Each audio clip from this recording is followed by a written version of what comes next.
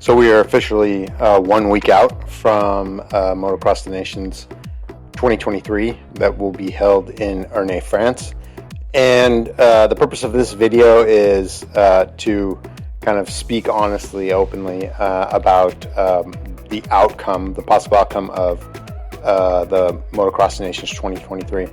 Look, definitely the favorite going into this is going to be Team France, not just because it's being held in France, but because of the people, the riders that are actually that were chosen for Team France, and I'll get into that in a little while. And what I also want to do is, just like the title says, who can go in there, which team can go in there has the highest chance of actually being able to take them down and bring home the trophy to their own countries.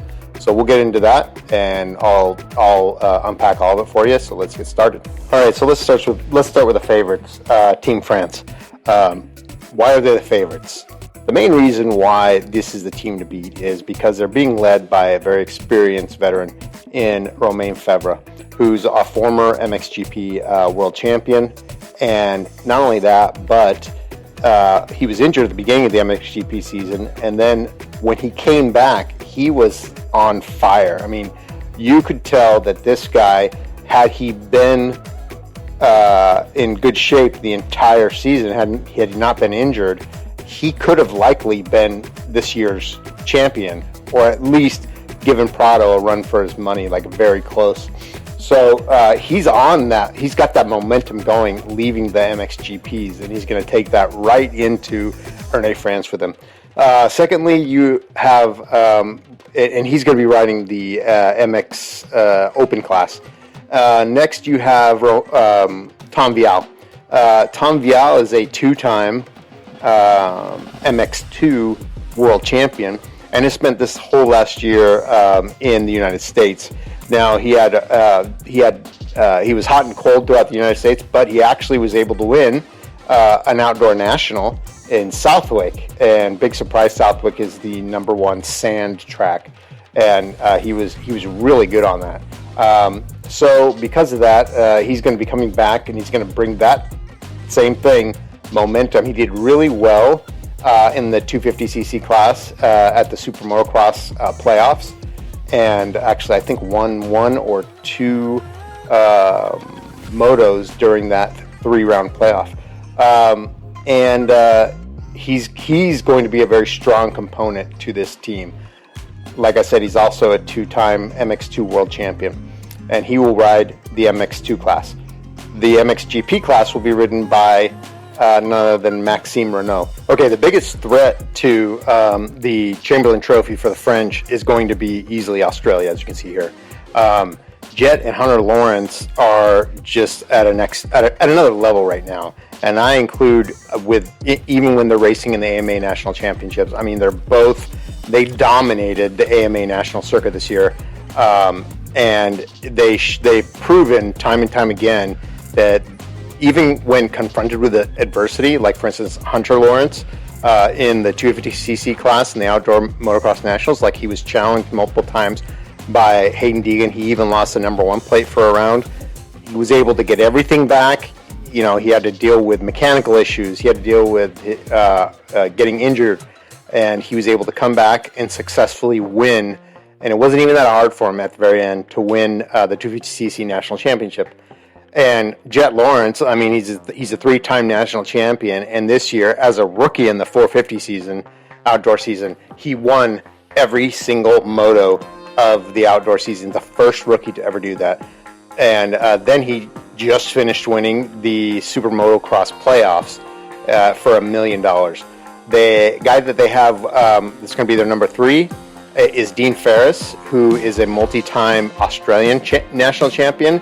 He's experienced, he's older, he can do the job well, and they're going to be the biggest threat easily to the French. Now, the next team that I think has a good shot at taking down the French, not as good as the Australians do, but a very good chance, are the Belgians. Team Belgium, obviously they've got a long history of winning Motocross Nations, just producing great motocross racers. And they're going to be led by none other than Jago Geets, Jago Geets has kind of turned into this generation's Kurt Nickel. He's turned into the consummate bridesmaid in the 250cc or MX2 class. I think he's gotten second place like 4 years in a row.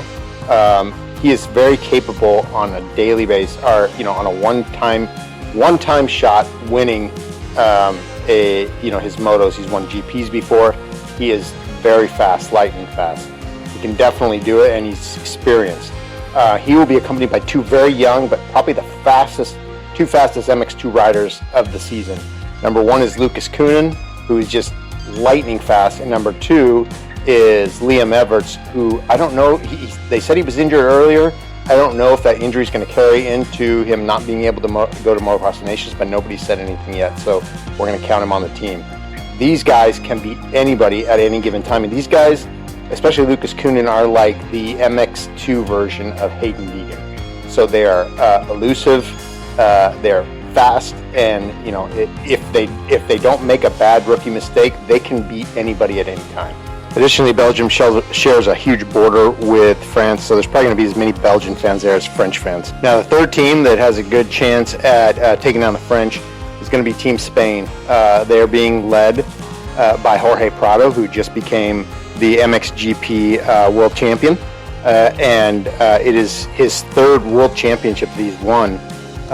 And so he is definitely like he is definitely going to be one of the greats after his career's over.